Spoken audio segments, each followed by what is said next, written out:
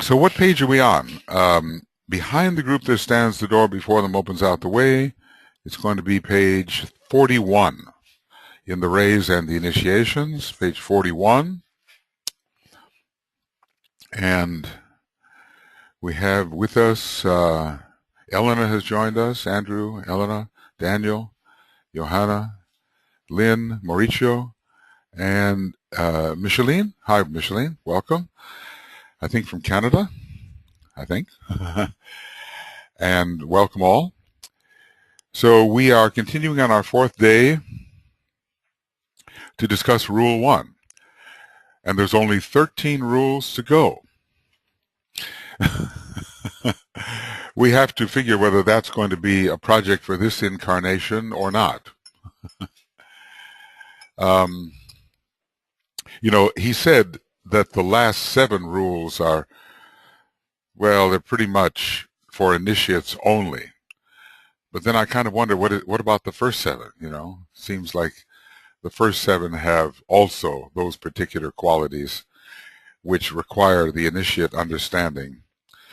But he did say yesterday that there is a reflection of these rules which can be appreciated by those people for whom the second degree is more an objective or a recent acquisition.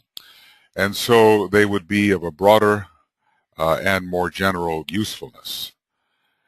So we will trust that we will be warming up now for our third degree appreciation of these rules in some future incarnation. Maybe not long, we'll see. Behind the group there stands the door, before them opens out the way. All right. The way of higher evolution, 7 paths at first discussed in Initiation Human and Solar, then elaborated in a treatise on cosmic fire, and then he said he got permission to give even more information when his last book was written, The Rays and the Initiation. So given those 3 sources, we've learned quite a bit about the great incentive that lies ahead for the liberated monad following the 6th initiation. It used to be that these ways could be approached at the 5th initiation.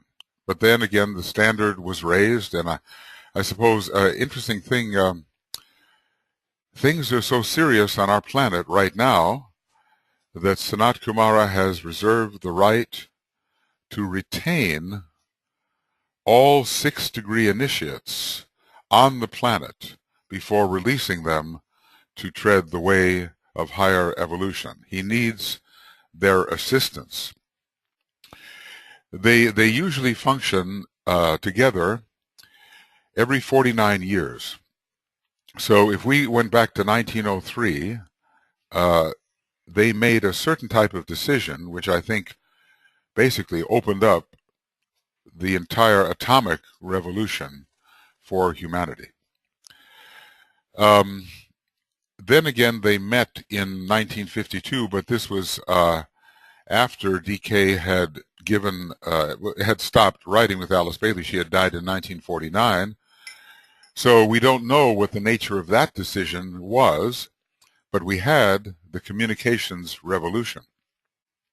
So you wonder, you see, the third ray rules initiation number 6, Libra and the third ray. And it seems like the Great Revolution took place in the Department of Intelligence, frankly. The 5th ray was being phased out already by that time, according to a decision by Sanat Kumara, because it was too far in advance of humanity's morality and simply their human relations were too bad to allow the 5th ray to continue in full force. So we are left with the idea of the third ray at that great decision in 1952. It was also at that time, interestingly enough, that Foster Bailey wrote a book in which he had been, he said, in communication with Master DK, who assured him there would not be an atomic war. That is actually a fairly cheerful thought, as just a few years before, in the late 40s, DK had written through Alice Bailey some very dire predictions about what could happen in terms of a religious war on this planet. But then Foster Bailey, who was, of course, again, an initiate and would be taking the same place in Master Moria's ashram as Alice Bailey was taking in KH's ashram, and who therefore I think could be in touch with DK, said that the master had assured him that there would not be an atomic war. So, you know, that's one little grain of hope balanced against the dire prognostications that DK gave when he said, you better put all those billions you're putting into armaments into education, or watch out. And of course, we do see that a fanatical kind of ignorance is now fueling some very serious conflicts on our planet. So we'll see. We have nothing to do but to see how this works out while we are meanwhile doing our best. Then the next decision was made in 2001. That was the next 49 years for the next great decision for these retained 6th-degree initiates who are not allowed to go off on their paths yet because Sanat Kumara needs their help. And we don't know. I mean, that was 11 years ago, wasn't it? So we can only, you know, kind of predict what that decision was all about, because when these initiates of the 6th degree make a decision, it is for the welfare of humanity and the planet, and it also always has drastic results. DK basically said that the decision in 1903 precipitated World War I. You know, that benevolent precipitation, or the Great War. You know, obviously it was somehow trying to establish firmer spiritual values on Earth and draw a real line between the old materialistic values and new possibilities. And the so-called Great War from 1914 to 1945 certainly did that. But we don't have DK writing to us right now to tell us what was the nature or quality of the great decision in 1952 or that which was in 2001. But I think there's going to be a tremendous social revolution from 2001 to 2050. And a number of us will be living through that. Maybe we're living through it right now. I think there's going to be a very strong global financial readjustment that may be one of the consequences of this great decision. Anyway, the reason I got on that subject was the idea that before them opens out the way.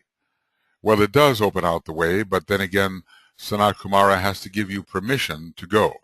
And it's a very interesting thing that on the path of Earth service, which is directly under Sanat Kumara's supervision, not many people take that path of Earth service, because you have to, in a way, be tapped on the shoulder by the planetary logos to say, we need you specifically for this task.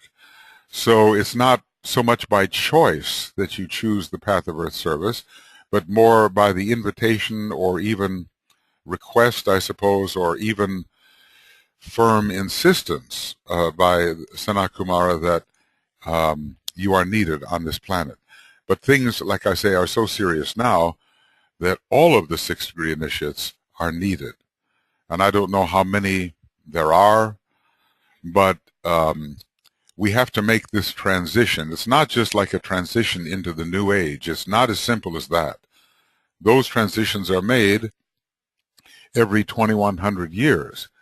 This is a critical moment, because a period of 250,000 years has just ended, which we are told represents one time around the Pleiades for our solar system and others. 250,000 years has just ended within the last couple of thousand years, and the age of Pisces, which lasts not 2,000 years, but 25,000 years is also ending, and a new age of Aquarius is beginning.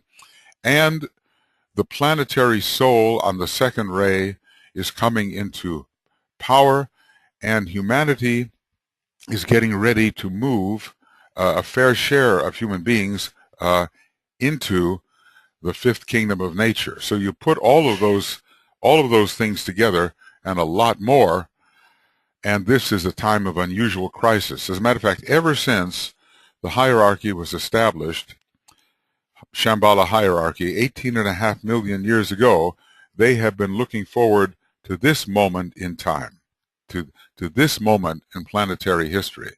So it is the most advantageous and yet the most serious moment we've ever had in our planetary history, and this includes the sinking of Atlantis and the volcanic destruction of Lemuria and all of that.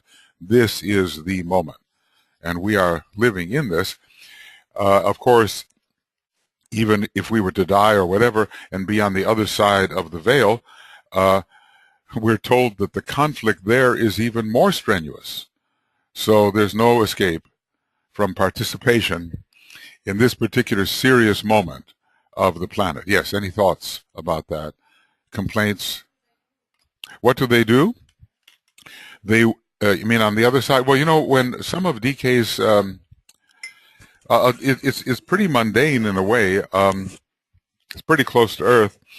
Some of DK's disciples in his groups had passed over, and he was telling the group that was still here, he said, do not let them out of your medication.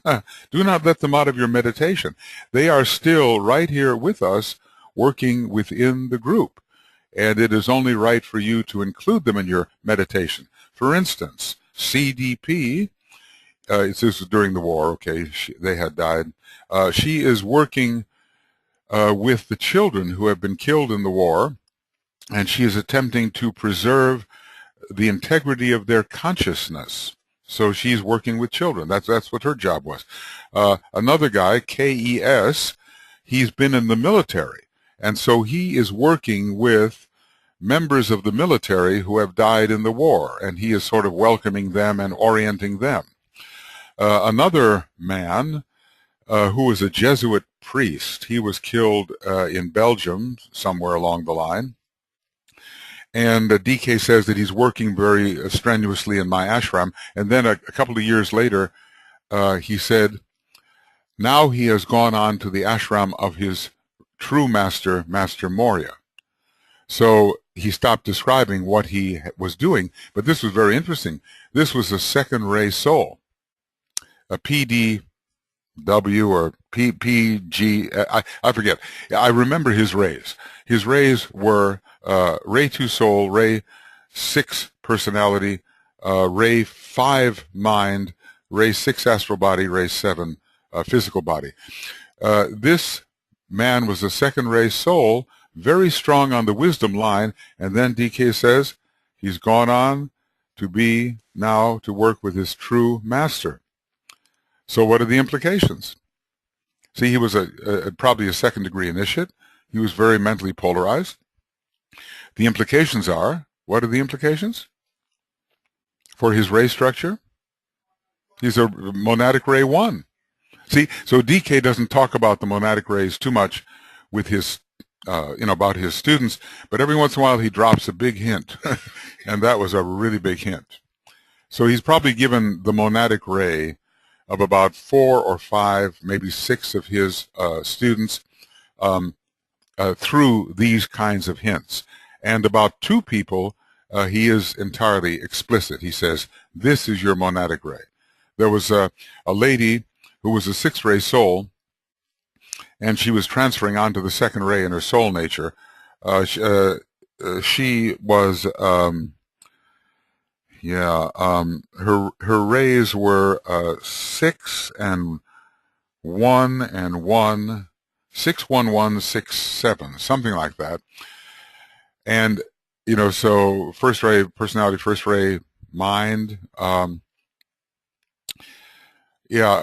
name was HSD. I forget what those initials stand for. But anyway, he says, you're a second ray monad. and you're making the transition off the sixth ray soul onto the second ray soul. There was another seventh ray soul person who he said to her, you are first ray monad. So in two cases, he actually laid it out. But in other cases, he gave so many hints that you could not escape the implication of what he was saying. And if you remember the principle that anybody who works with KH or DK for a long period of time and considers that line of instruction their major line of instruction, they have either a second ray soul or a second ray monad. So a number of these first ray souls who are just solidly in his group, you just know they had to have the second ray monad. Well, that was a little bit of a digression, but it comes in when we think about the way of higher evolution, which lies before the sixth degree initiate. Okay, note how this passage reverses the usual presentation. Hitherto, in occult books, the door of initiation has been presented as ever moving forward ahead of the initiate. I mean, we're always having the attitude of the individual or the group approaching the door of initiation. He passes through door after door into a wider experience and expansion of consciousness. And this is the aspirational, perhaps somewhat theosophical approach of the door of initiation looming ahead. But in the initiate consciousness, after the first two initiations, this is not the realization. Okay? It is simply the adhering to an old form of symbolism with the implied limitations of the truth. I would here remind you that the third initiation is regarded by the hierarchy as the first major initiation, and that the first and second initiations are simply initiations of the threshold.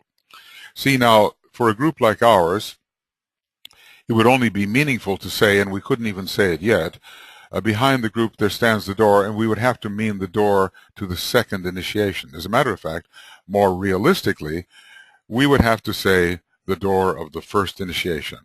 That's where the majority of DK's students found themselves, at least having passed through the first initiation with the second initiation in sight. So that's the realism of it. But in this particular rule, he really does mean the third door. That's what lies behind them. This whole Rays and the Initiations book really begins at the third initiation, just the way a treatise on cosmic fire does. But we have to have something to aspire towards. So the first two initiations are simply considered initiations of the threshold. Whoops, what happened? Did I do something there? Did I eliminate something? Okay, no, not too bad. Okay. All right. For the bulk of humanity, these first two initiations will, for a very long time, constitute major initiatory experiences. I think he's saying, well, we have a relative situation here. Relatively, even though these are not major initiations, given where the bulk of humanity is, for them, they are major initiations, the first and second.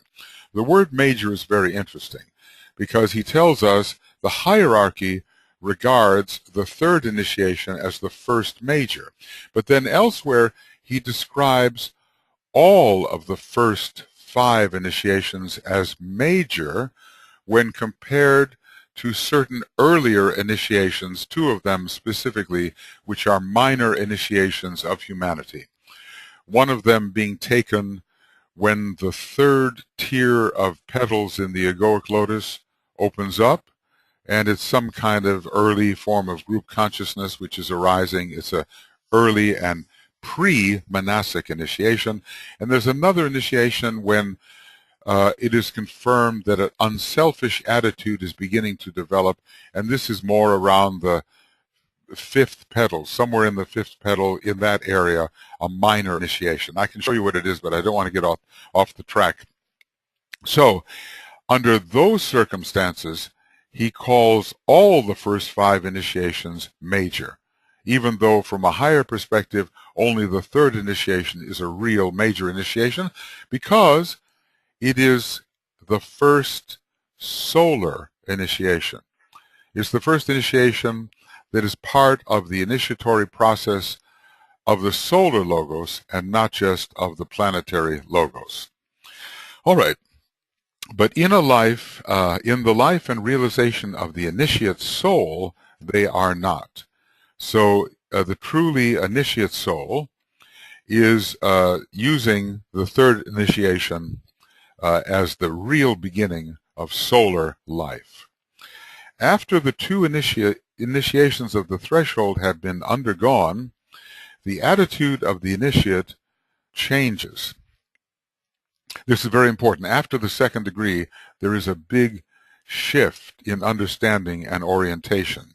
The attitude of the initiate changes, and he sees possibilities and factors and revelations which have hitherto been totally unrealized and unknown even to his consciousness at his highest moments. And I would say around, if I may say, around the 3rd degree, around the 3rd degree.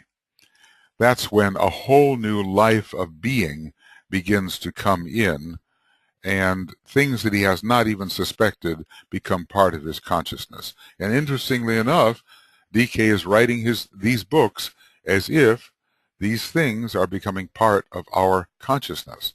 So we can always act as if. There's no problem with that. Okay. The door of initiation looms large in the consciousness of the neophyte. In other words, when you're a beginner, you're always thinking about getting initiated. That's what he's saying here. The higher way, which is the way of higher evolution, which begins at the 6th initiation, the higher way is the determining factor. Those are will words, right? Because we're talking about the will here. Only the will treads those higher paths. The monad treads those higher paths. The higher way is the determining factor in the life of the initiate of the 3rd degree. From that time on, it is possible to become more cognizant of the higher way. So at the 3rd degree, no, that's throat center, sorry, 3rd degree, we become more cognizant of the possibilities of the way of higher evolution. But we certainly don't make a choice. You know, I have friends even now who have already decided what path they're going on. I don't know how they know that, because, you know, there are many initiations behind the 6th degree. So it'll be after we are a master that we really begin to shape up the possibility of what path we should be treading. Now, in a way, the decision is already made for you. It's a completely free choice, and yet the decision is made. In other words, there's only one correct path to take. But you get to choose to see whether you got the right one. It turns out the Buddha didn't choose properly. He wasn't supposed to, after his 6th initiation enlightenment, he wasn't supposed to tread the path of earth service. But, you know, love turned out to be an inhibiting factor. He loved humanity so much that he stayed with. You know how it is? Second ray types are always staying with you, even after you don't want them anymore. But of course, humanity wanted the Buddha. There's no question about that. In other words, they're so attached in a way. And so this is really so interesting. The Buddha's teaching is all about detachment. And then he stays with humanity for an extra 2,500 years. I find that to be an incredible irony, you know. But, you know, who is to pass judgment on that kind of consciousness? We can't. Okay. I thought I heard a dove, but it was just probably the back row. Okay. So anyway, the higher way is the determining factor in the life of the initiate of the 3rd degree. I guess it means that this is the factor towards which This initiate, who is still treading the normal initiatory path, this is the factor which is the orienting factor for this type of initiate. It is the transfiguration. That's the name we know of the third degree. And a new glory pours through the transfigured initiate who has been released from every type of grip by either the personality or the soul. Should we discriminate between the human soul and the spiritual soul at this point? Okay, should we discriminate between the human soul and the spiritual soul? There's only one soul. There's only one center of consciousness, and if we call that center of consciousness a human soul, it means that that unit of being is immersed in a field of matter which limits its consciousness in a particular way. It's still the same soul. So the human soul is the unit of consciousness limited by the elemental vehicles. The soul on its own plane, the human ego, is that same unit of consciousness, far less limited. The ring pass knot of its consciousness is now consisting of the causal field with its higher vibratory constituents. The spiritual soul is that same unit of consciousness, only this time it has a planetary scope because the matter that is limiting its consciousness is cosmic etheric matter and is by no means as encapsulated as the previous type of limitations. Then, when that is destroyed, it's still the same soul, it's still the same unit of consciousness, but this time far less limited because it's focused on the sixth plane, the monadic plane, and has a huge extension of consciousness, and yet it's still the same unit, it's still the same monad, it's still the same soul. It's just that the ring pass knot has expanded. So at the transfiguration here, we are a jiva, we are an extension of the monad, we are focused on the higher mental plane. And we are able somehow to focus at will on the higher mental plane, and the sense of our identity and the scope of our being feels far less limited than it used to be when we were the human soul and could not get out of the lower worlds as limiters of our awareness. Now there's more to it, of course, because in a way there are multiple levels of consciousness which are all the same. In other words, what I'm saying is that right now I am aware on the monadic plane, I am aware on the triadal plane, I am aware on the higher mental plane, and it's all the same I. It's all the same soul. So there is multi-dimensional consciousness going on simultaneously. It's just that you don't realize that until you have risen, until the lowest point of the jiva has risen along the line of consciousness to the next higher position. Then you realize that you were always conscious in a place where you didn't know you were. So I think it's a very strange universe in a way. What I hint at, or what I think is true about this, is that right now I am conscious of the entire universe precisely and exactly at this moment. But who is the I? It is I, myself, but it's not the I seem to be. It's the I who is the one. And only later do we realize that all along we have been conscious of every single thing that's ever happened in our body of consciousness, which is the universe. Now, you know, in our little humble human position, that seems like an impossibility. Here we are, and this is it, and I only know this. But still, simultaneously, we are the one, and we have blinded ourselves at successive levels of immersion. And so there are kind of like, I have a special term for it in this infinity book, and I call it dimensional sealing. Sealing.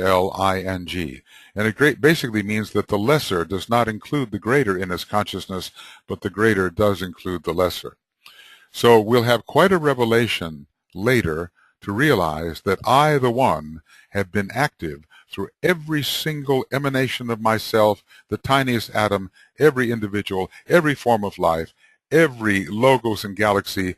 It's been only I all the time. And that will be one day realized. But right now, it's just a theory for us. What was your question? a great extent into the definition of soul, and he lists the animal soul and the human soul, the animal soul and the spiritual soul. Yeah. And the human soul is a blend of those. It means simply that the monad, being put down in matter, is aware of its animal nature and aware of its human nature, and then it will add to that awareness of its higher mental nature. It's all the same awareness, and it's all the same unit of awareness. But in many other instances, he does not specify what type of soul he means, like in this sense. Well, it is the transfiguration, and a new glory pours through the transfigured initiate who has been released from every grip by either the personality or the soul. And you say, is this perhaps the human soul? And I will say that it's the beginning of the release of the grip of that limited state of consciousness that occurs on the higher mental plane that we normally call the soul. In other words, we're getting ready for the fourth initiation here, and this is going to mean both soul and form together must renounce the principle of life and thus permit the monad to stand free. So most of us are not even yet soul controlled. Okay? We have a grip on our own personality, and we are making application to our higher self to control this personality, but we are not yet even the fully functioning soul on its own plane. Not yet. When we become initiates of the third degree, we will be the fully functioning soul on its own plane, preparing to relinquish those two gods. Remember yesterday from the old commentary? Those two gods die off, and a new god will take its place. And so neither the personality will control, because, you know, the third degree gives, how does he say, release from the ancient authority of the threefold personality, something like that. And we will be preparing at the fourth degree to gain release from the authority of that dominating source that we have been calling the soul, which means the solar angel influencing the ego on the higher mental plane. That authority, too, will fade away, and a new authority will enter. That new authority is our own highest self, the monad, working through its personality, which is the threefold spiritual triad. The word glory is very important because, you know, we're supposed to move from glory to glory. It means the maximal radiant display of light, and not just of light, but maybe of love and power along with it. Whatever we've got here, there is a complete shining forth of it, so that it puts in a fantastic display for the inner eye, and our quality is not hidden under a bushel, but is as radiant as possible at that particular level of evolution. You know, now there are glories and glories and glories. You know, if you've ever been to a fireworks display, well, we have them on the 4th of July, and maybe you have some days when you have fireworks. I don't know. And you say, wow, look at that one. And then, oh, wow, look at that one. Oh, look at that one. And it keeps on getting bigger and bigger as the show goes on, because they save all the biggest fireworks for the end of the show. And this is a bit of a story about increasing glories, if you will. So the glory of the transfiguration is, well, when Jesus took his disciples, 3 of them, off into the desert, and then he was on the mountain and he was transfigured in front of them. Their eyes were blinded and they just went down onto the ground, which is the symbol of the three aspects of the personality bowing before the radiant soul. But that glory, as glorious as it was, is what compared to the fifth initiation or the sixth or beyond? So we have to get ready for ever larger demonstrations of light as our glory will increase. And the greatest of all supernovas, as it were, will be when the whole universe disappears into the absolute. That will be the maximal glory for our particular universe. But this is glorious enough, you know. Third degree is plenty glorious. It's okay. And we are looking forward to that particular glory. So a new glory, and there are many, pours through the transfigured initiate who has been released. And, you know, here I'm not exactly, the Tibetan says other things in other places.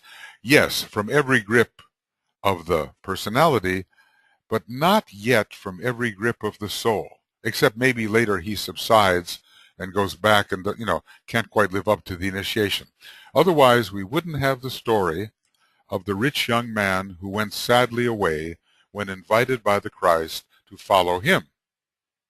He was still under the grip of his own soul. Is that comprehensible? He was rich in every way, full of understanding, knowledge, virtue, blah, blah, blah, and he wouldn't give it up. Why? He liked it. You know, he really liked it. He was attached to that particular God who was his own higher ego. And the Christ principle says, I'm sorry, your higher ego is very nice, and you're only missing one thing. Just sell it all, give it to the poor, and follow me. That's a huge test in the life of the glorious ego. The rich young man who has a whole bunch of riches and is attached to them. So that's why DK has said other things in other places. I'm not saying he's incorrect here. I'm just saying he has given another perspective in different places. So, but anyway, for the first time, the goal of the higher way and the attainment of nirvana, as the Oriental calls it, appears before him, and he knows. Now, this is at the third degree. It's like, you know, at every degree, you're given a vision of what lies ahead, what you can achieve, and even what you can't achieve. It's a vision of what lies ahead. So this way of the higher is given to the third degree initiate. So it appears before him, and he knows that no forms and no spiritual complexes, that's kind of interesting, and no pull by either soul or form, or by both united, can have any effect upon his attaining his final destination. And in our morning meditation, what we did was, in a way, we presented 7 options for a final destination, and you were asked to kind of like visualize those and make a commitment to follow one of those paths, or at least to follow one of them when the time comes, and to do everything you can right here and right now to work with continuity towards the inevitable following of one of those ways. Nirvana. Where is nirvana? I know it sounds like a funny question, but let's find nirvana. That's not nirvana. Okay. Here, where is nirvana? I've talked about this quite a bit. Nirvana is found somewhere on this map. Would you like to go there? Okay. That is not incorrect in a way. And it represents an even higher nirvana than the first nirvana. We're told that nirvana is but the beginning of the endless way. And the nirvana that the Buddha achieved, well, let's call it like this. This fifth plane is called the nirvanic plane. The atmic plane, identification with spiritual will, identification with the divine will, this is called the nirvanic plane. But you know, in a sense, I do agree with you that as a monad, he took the sixth initiation with a touch of the cosmic mental plane. And it seems to me that nirvana really belongs more appropriately to the monad than even to the atmic plane. Even though the atmic plane is called the nirvanic plane, I do agree that a fuller nirvana is found when you are a liberated monad. But the interesting thing about the Buddha, see, usually they just cut their ties and they go. The monad travels, as it were. That doesn't mean it moves through space. It just intensifies its point of tension, and that's travel. If you intensify your point of tension or de-intensify it, that's travel. But what the Buddha did was very interesting. He remained attached. And how do we know he remained attached, other than the fact that Master DK tells us that he chose the path of earth service, a completely free choice, which was not the right one for him. He saved his three higher vehicles. That's how we know he remained attached. Instead of cutting with them, and they would go through the usual destruction just like the causal body goes through its destruction, he saved them. However he did this, you know, there must be inner means of doing such things. He saved them so they remained in existence, and when it was time for the Christ to use them, 2,500 years later, they would be there and ready to go. There are storage places in the inner planes, you know. We're sometimes told that rods of initiation, this one is kept here, this one is hidden there. These great talismans, which give tremendous power, are concealed and guarded in certain places in the inner planes. So the Buddha, for 2,500 years, remained attached and is serving in Shambhala, still on the path of earth service. And for another 1,000, maybe 2,000 years, he will also be here with us. And later, at the end of the Aquarian Age, or after a good deal of it has passed, he and the Christ will pass before Sanat Kumara, I would say, to complete their seventh initiation. And then they will both pass on to other spheres of service. So the Buddha's connection with the earth has been tremendous. Very, very long when he did not have to remain. And it's kind of interesting because he is a representation of the sign, what sign particularly? Taurus. And we are told that even though the earth is not the ruler of Taurus, that it has a very close connection with that particular constellation. Because of whom? Venus. Aha, okay.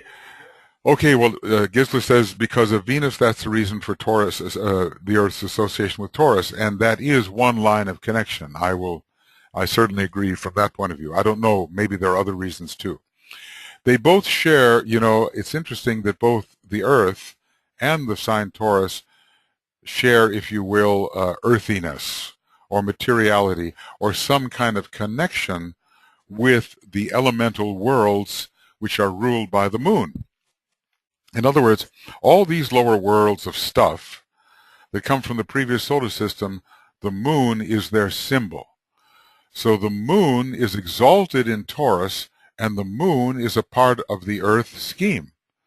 So it shows that there's an orientation towards materiality, both on our planet and even from a larger perspective within the energy tendency of Taurus itself. As a matter of fact, I wouldn't be surprised if there's a very close connection between Taurus and the previous material solar system. I begin to get that idea that the matter part of Taurus connects with our previous solar system, which was very material in its nature. Okay, so anyway, we wake up to the fact at the third degree that nothing is going to stop us. My energy is great. My power is great. Nothing, I will destroy all obstacles. Nothing can stop my progress to my goal. So the will starts getting very strong at the third degree. All right. I would like for a moment to refer here to the door symbology as the initiate begins to grasp the inner meaning of these simple words. For long, the teaching given in the clear, cold light, okay, given in the light of the soul, or even more so, the pure light of reason, the teaching given in the clear, cold light anent the door, and the emphasis put upon the presentation of the door lying ahead of the aspirant has been familiar. We oftentimes do think of the door of initiation, don't we? I mean, that's a common symbol. And when we're in the Masonic Lodge, let us say, we knock on the door in order to be admitted. In other words, we signal somehow that we are approaching the inner sanctum. Even if aspirants did not realize it, they've been working with the lower aspect of the symbolism. That's what he's telling us here. They have been taught the fact of the light in the head. He did a lot of this in what book, teaching about the light in the head? You know it. White Magic. In the White Magic book, the light in the head, a lot. And elsewhere, but especially in the White Magic book. You've been taught about the light in the head, which is the personality correspondence to the clear, cold light to which I refer. And as a matter of fact, at a certain point of intuitive realization, the light in the head is strongly used, the area around the pineal gland, the head center. At the very center of that light, this is a piece of occultism, and it's very interesting. At the very center of that light, the light in the head, as many aspirants know theoretically or factually by inconstant experience, mean it sometimes happens for them, is a center or point of dark indigo blue, midnight blue. Now, when we do our full moon meditations, we talk about entering the blue sphere, the indigo sphere. That is a correspondence to, or at least it's a symbol that is related to, this indigo point of indigo light in the middle of in the head. Note the significance of this in view of what I have been saying about the dark night of the soul, the midnight hour, and the 0 hour in the light of the soul. In other words, Jesus experienced the dark night of the soul, and a number of initiates do, and it means that somehow they're under the influence of this indigo sphere in the middle of the head, and they can see things the way they really are, and they realize how far man has been from God all these years. And the realization of the separation from the divine center, we read this yesterday, is for them an appalling realization. It's a horrible realization of how near and yet how far the divine center is for most people. So he's associating here this indigo center, the blue sun, as it were, with the dark night of the soul. And elsewhere he explains more about the dark night of the soul. And it's interesting, too, because it's not the dark night of the mind.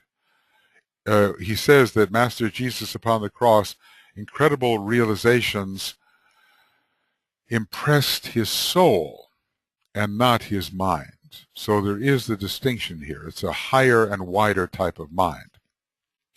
That center is in reality an opening, a door leading somewhere, a way of escape, a place through which the soul imprisoned in the body can emerge and pass into higher states of consciousness, untrammeled, which means, not confined by form limitations. So I think that's really worth looking at again here. That central point in the head, and sometimes in other teachings they call it the cave and so forth. That center is in reality an opening, a door leading somewhere, a way of escape, just like the Antakarana is a way of escape, a place through which the soul imprisoned in the body can emerge and pass into higher states of consciousness untrammeled by form limitations. So that exists for every one of us, and one day we learn how to pass through that indigo door in the center of the light, which is revealed in the etheric brain around the pineal gland. Let's just for a moment just focus within the center of the etheric head as if that indigo center really does exist. We will use our imagination.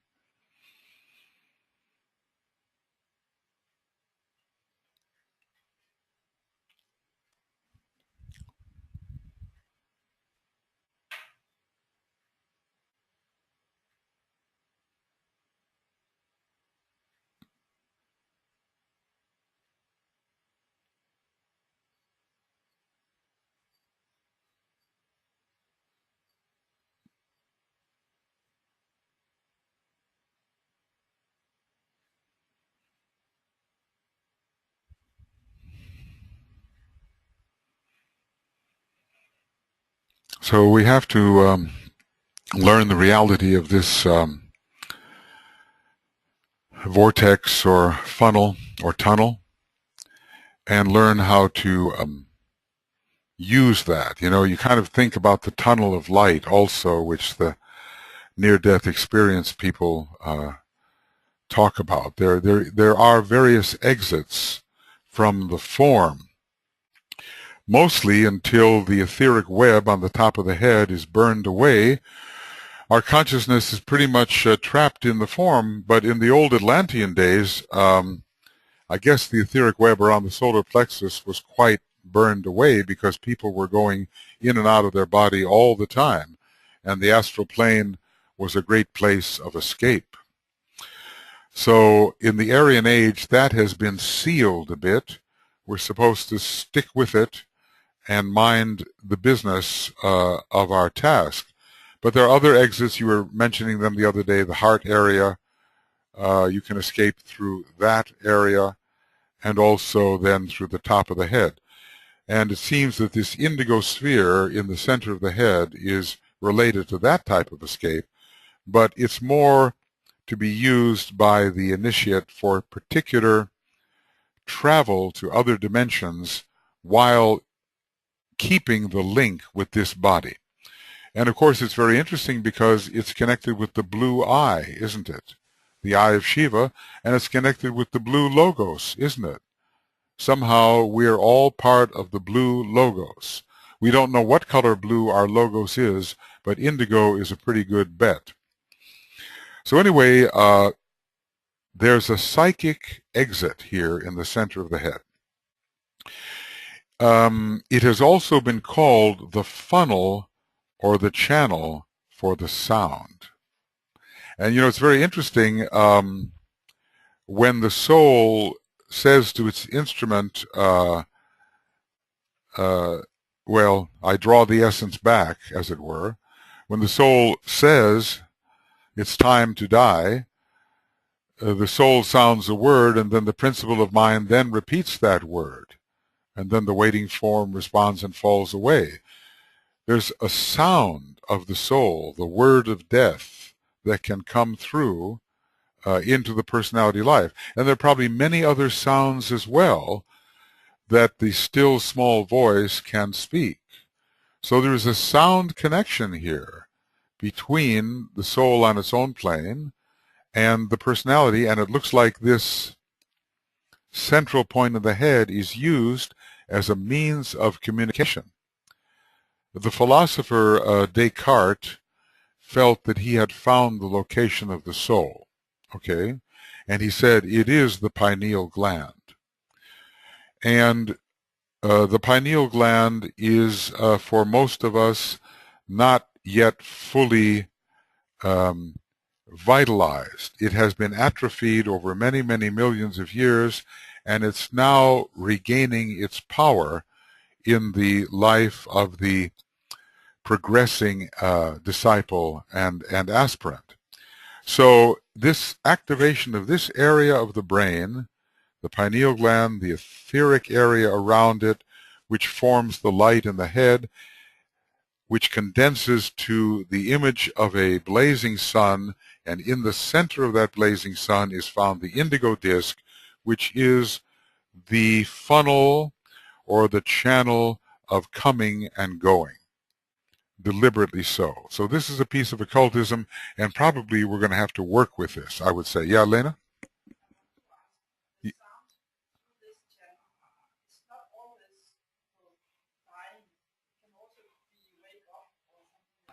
Yeah, yeah, that's what I was saying. I say there are many other kinds of sounds that can come through, of course, because the ego is in touch with its personality via sound. AUM?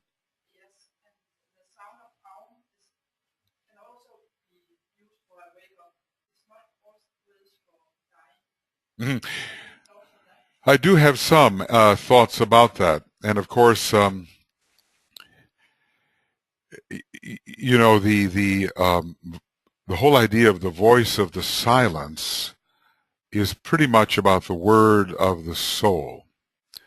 It's a means of communication between the solar angel underlying the ego and its personality.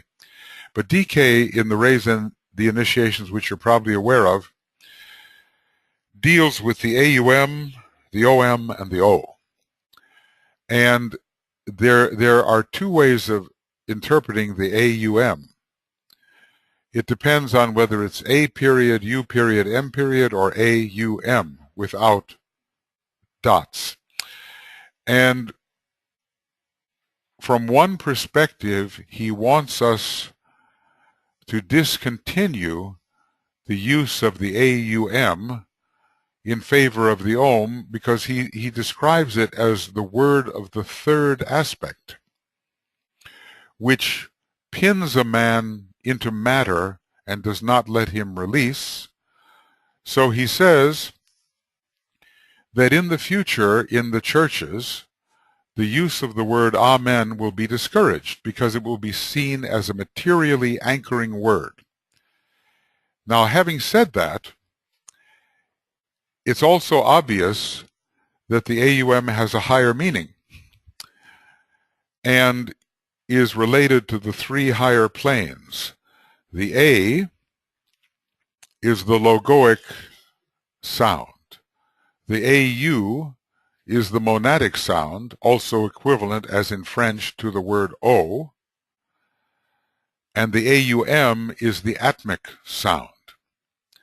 So he presents a kind of a higher interpretation of the AUM rather than just as a word which should give way to the OM.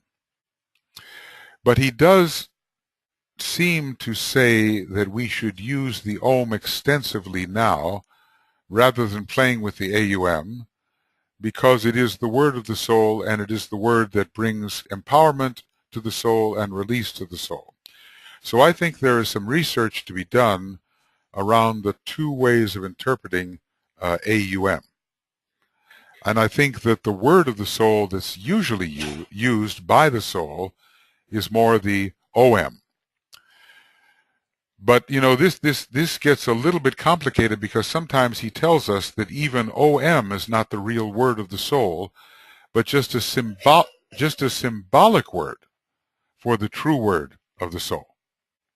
Elsewhere, he seems to suggest that the real word of the spirit is the O, without the addition of the M. So that is the word of the monad. but I wouldn't be surprised if he ends up telling us that that also is a symbolic word, and that the true words are other. So I agree with you that it's not just about death. This funnel for the sound can be all about high forms of communication between the soul and the personality. But I think we have to be cautious about the use of the AUM because of what he says about its material potential. And we'll get to that part in the book where he discusses that. Okay, so anyway, the funnel or the channel for the sound. It has been named the trumpet through which the escaping AUM can pass. And this is, in other words, the spirit has been pinned in matter. Even AUM as a word is the atmic word. The Shivic word is A, the monadic word is AU. The atmic word is the beginning of Brahma, five-fold Brahma. And Brahma is the third being who presides over the third aspect of divinity. So whatever is like him is buried in matter. I simplify the matter, but that which is of Brahma is buried in form. And so that's why he refers to here the escaping AUM. It is the spirit that has been buried in fivefold form, and it is now ready to go off through into the higher planes. So sometimes we hear about the 5 worlds of superhuman evolution. Here, I'll show you what I mean on the map. It's pretty obvious, but let's just say that my computer may be protesting. It hasn't been cleaned for quite a while, so it may be refusing to show me what I want. You see, it's trembling, it's quivering. Can't believe it. There we go. All right. Brahma are these 5 worlds. The A is found here, the AU is found here, and the AUM is found here. It's the word that governs the number 5. 5 is the number of the previous solar system, just like 7 is the number of our solar system. It's a monastic number, manas. So AUM is a monastic word, and it's an exoteric word from one perspective. Okay, from one perspective. AUM is an exoteric word because exotericism has to do with the 5 lower planes, and esotericism begins with the monad and the logoic plane. These are the 2 esoteric planes. The 5 planes below are exoteric, and they are under the control of Brahma.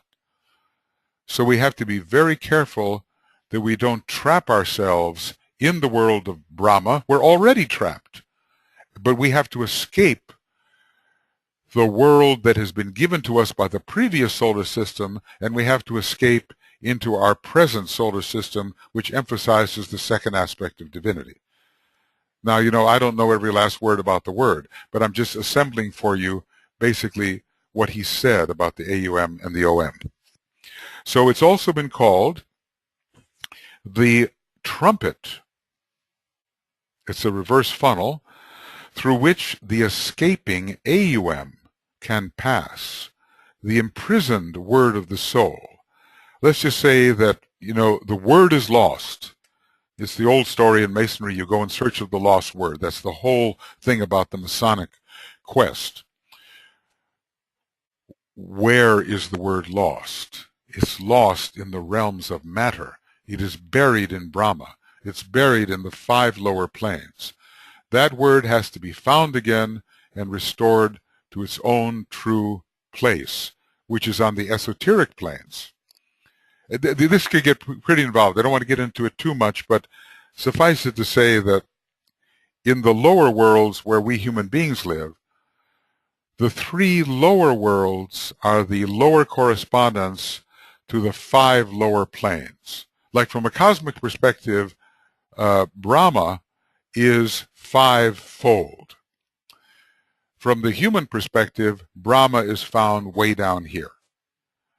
And the next stop, when you go into the golden flower, that's already Vishnu. But from the bigger perspective, Vishnu is found on the monadic plane. And then eventually we have to reach Shiva, which in a way begins microcosmically with the entrance into the spiritual triad, which leads straight to the top part of the monad.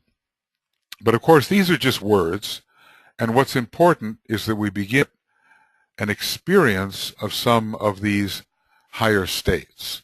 Because if our words don't lead eventually to experience, then they just are words, and they don't open the door to real living, you might say. So interesting what this central vortex is called, this indigo eye, this indigo entrance to a cave. It's called the funnel, it's called the trumpet, it's called the cave, it's called the indigo sun, and it is an anatomical part of our structure. So one day we have to learn how to use that to achieve greater freedom. The ability to use this door or channel is brought about by the practice of alignment. Well, that ought to be quite an incentive, don't you think? Hence the emphasis laid upon this exercise in the attempt to train aspirants and disciples. So, why bother to be aligned? Alignment is the beginning, alignment is the end. So the right practice of alignment, and especially, in the Dina 2 book, we have practiced it before. The third meditation is all about alignment, all the way from the foundation in the personality all the way to the monad. It's a fantastic alignment exercise. And basically, DK looked at his group after giving them the first two meditations in Dina 2, and he said, "You need alignment." So he interrupted for a moment the process that he was moving with, and he gave them this alignment exercise to make sure that their work would be more effective. And we could and should practice this. We do this in the Mori Federation. We have this practice, but I'm sure you've used it too. You know the one I mean. It's a very simple exercise. It's just about half a page long, but it leads all the way to the top of our energy system. Okay. All right. Now, once alignment has been achieved, it will be realized, remembering the symbolism of the head, the light, and the central opening, that's another thing it's called, that many occasions arise. Okay, now he's going to give the occult definition of behind the group there stands the door, okay? Many occasions arise in meditation when behind the group there stands the door, before them opens out the way. This is the lower correspondence of the higher initiate experience to which our rule is, with which our rule is dealing. In other words, this is a door. The door of initiation, he's saying, has a lower correspondence, and that lower correspondence is the indigo sphere, the central opening in our head. And basically he's saying when we meditate, we oftentimes pass through that indigo door, even though we might not know it, and then behind the meditator there stands the door. And this is a lower correspondence to that higher correspondence, that higher aspect of it that relates to the initiate. What would be the door of that opens into the third initiation? What would be that door? Where would that door be found? Because in a way, the door we're speaking of right now, the indigo door, is found down here on the etheric level. And so in a way, that door could even exist on the fourth ether, the fourth systemic ether. But there is a door of initiation. Where will this door be found so that we can say, behind the group there stands the door? Where will this door be found? Do we have an idea? Or a speculation? A thought? It's not down here anymore, is it? I believe that is correct. I believe that this door is found in relation to the dotted line on the mental plane.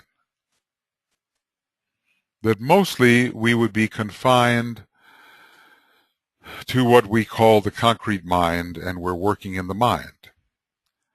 But I believe that there is a door, or, an energy field, or a barrier, however you want to define the word door, which allows conscious entry into the causal body. And that any initiate of the third degree must achieve, at will, conscious entry into the causal body, and that's the door. I believe that at the fourth initiation, the door is found between the highest part of the mental plane, which is the first subplane. I'll tell you what I'm going to do. I'm going to make this bigger.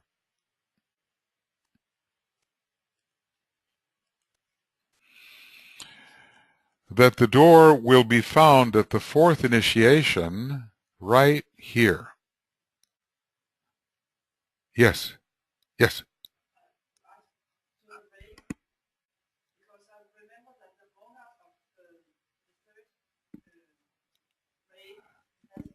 Yeah.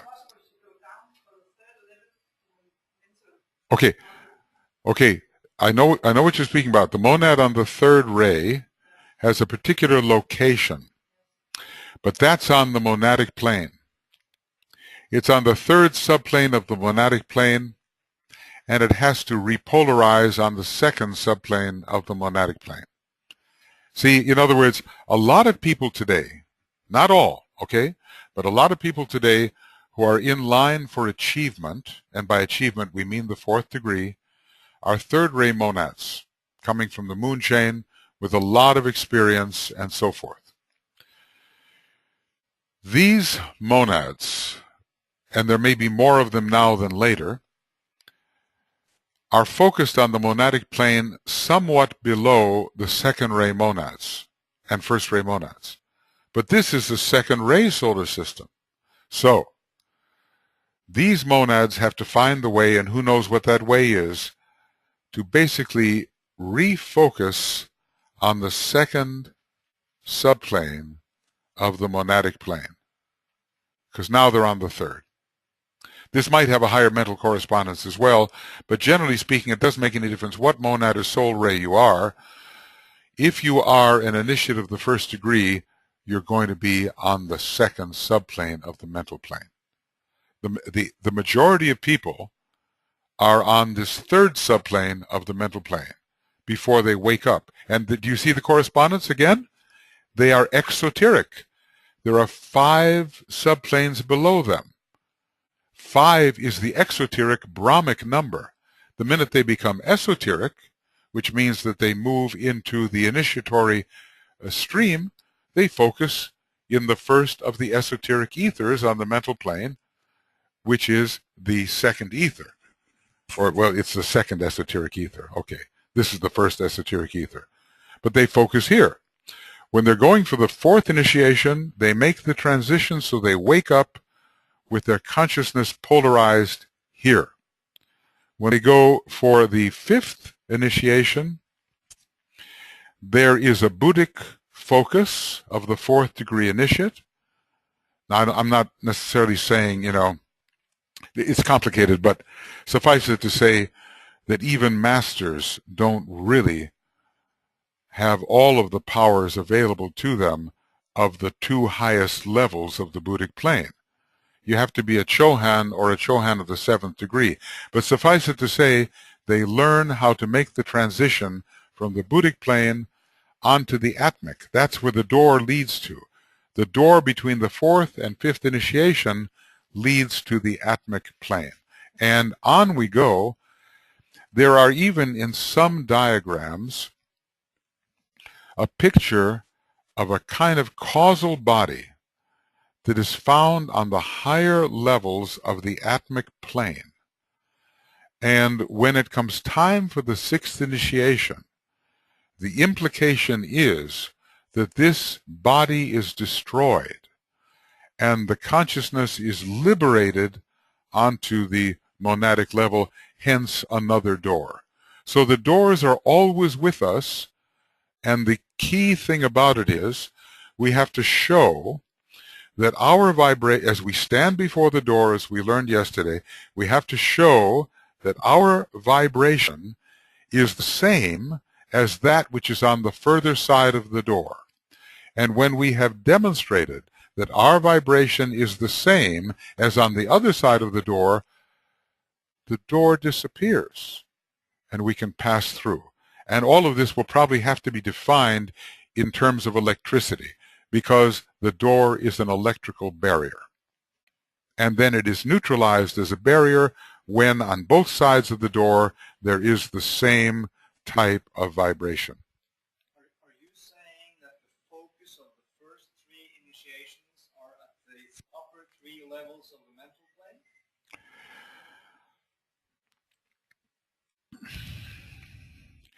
All of the first initiations are taken in the causal body. So, and as a matter of fact, the first three initiations, as far as I know, are taken on the second level of the causal body. In other words, number two. But there are lower correspondences at each one of these initiations which involve etheric functionality, astral functionality, and mental functionality. So the initiation itself, he tells us, is always taken here. But there are sympathetic responses that occur below at the progressive levels, etheric, astral, mental, that allow greater capacity in each one of those areas following the event which occurs inside the causal body. You always meet the initiator in the chamber of initiation, and it's always the causal body until, well, as a matter of fact, for the first three initiations, it's always the causal body. At the fourth initiation, this is my guess, the initiation begins in the causal body and ends with the causal body destroyed. And then you will be standing for the first time, not just receiving Buddhi, but actually polarized on the Buddhic plane. The question was? Well, if I remember correctly, you suggested that the focus of each of the three first initiations correspond to the upper three planes of the mental plane. Oh, in a way. In a way. The first initiation allows you to move your causal body, to move from the third level of the mental plane to the second. However, it's not quite so simple, because even advanced people who are approaching the first initiation, what we call advanced man, is already lifting that focus onto the second level. But by the time the first initiation comes, the focus of the ego on the third level of the mental plane definitely shifts to the second. In the second initiation, the focus remains precisely on the second level. At the third initiation,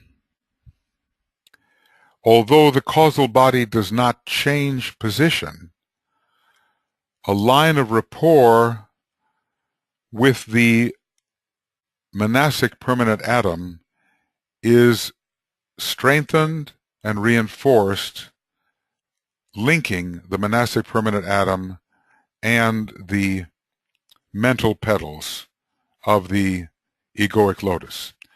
So that characteristically, the third degree initiate is able to focus himself in the abstract mind. But the causal body doesn't change position. Now, some people have just gone ahead with the inference that at the third degree, the causal body moves up to the first level, and DK absolutely contradicts that. He just says it stays on the second level until it is destroyed. But the consciousness of the initiate can focus within the causal body at will and within the abstract mind at will. But it cannot yet focus on the Buddhic plane at will. It is still confined to the higher mental plane. When the fourth initiation occurs, the causal body is destroyed, and the consciousness of the initiate is now polarized on the Buddhic level. And the abstract mind can still be used, but it is not the preferred point. It is simply a point of creativity, because they have immediate intuitive consciousness, and they can use the abstract mind to build something to relate to the lower worlds. Meanwhile, on the lower planes, there are reciprocal activities which occur because of the emphasis of the first, second, and third, or third, second, and first aspect within the causal body. So, whether the first initiation begins on the third level and ends up on the second, who's to say? I think it all takes place at that point on the second level. That is my impression. That the causal body of even the first degree initiate is right on that second level, because it corresponds to Buddhi, and initiation is the beginning of Buddhi coming into the consciousness. It is the Christ aspect. For 25 million years, though, or 20 million years, whatever, the causal body has been on the third sublevel of the mental plane, and there has been no causal consciousness except between lives. And even then, if you're a primitive man, you hardly know what's going on as far as that goes. You may be withdrawn into the causal body very, very rapidly and then descend. It's not like real experience. Okay, we have two questions here.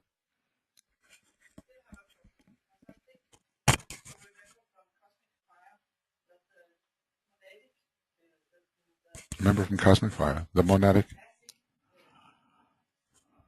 Monadic? Which permanent atom? Monastic permanent atom. Monastic permanent atom, yes.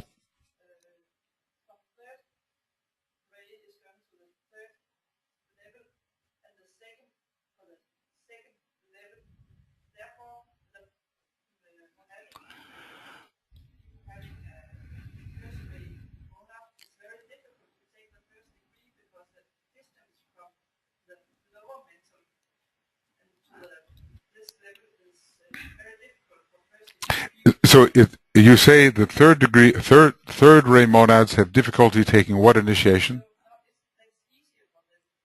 To take. Okay, well, you'd have to find the reference for me. Now we need specifics. He does say this: the third and fifth ray people, i.e. souls, can take the second degree much easier. This is a little different, but it's along that line. They can take the second degree much easier than the 2, 4, 6 line, or even ray 1. So in terms of ease of initiation, you'd have to find me the reference so I can understand and interpret it. If you can find it, I'm willing to look. Your main point is, however,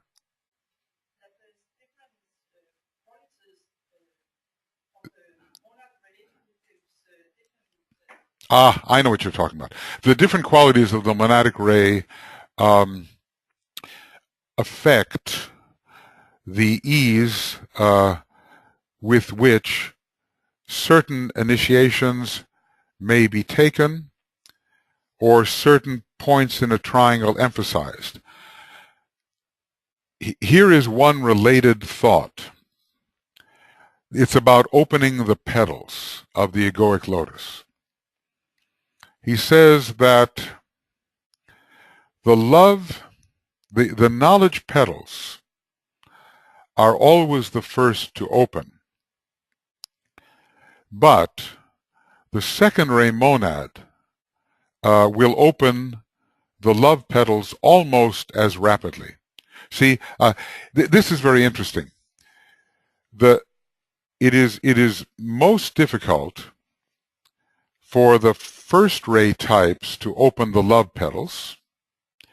It is most difficult for the second ray types to open the knowledge petals, and this is according to the monadic ray, even though the knowledge petals open the fastest for all in general, but it's most difficult for the second ray types to open the knowledge petals, the first ray types to open the love petals, and the third ray types to open the will petals.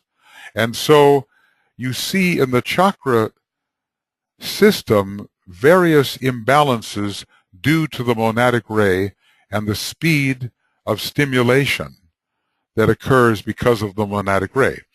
Every triangle in the etheric system has a first, second, and third ray point. And the triangle will get filled out rapidly or slowly according to the monadic ray. This is called geometrical progression.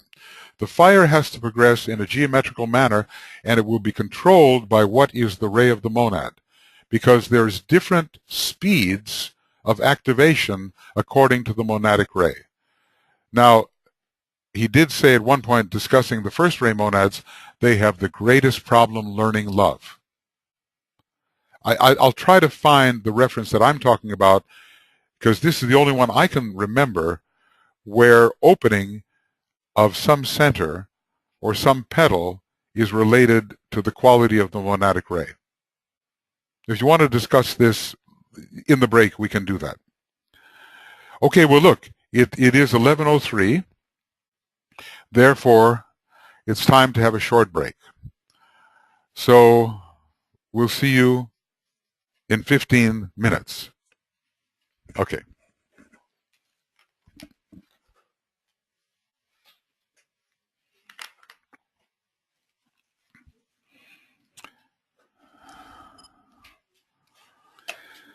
Okay, everybody, we seem to be into something that is interesting people.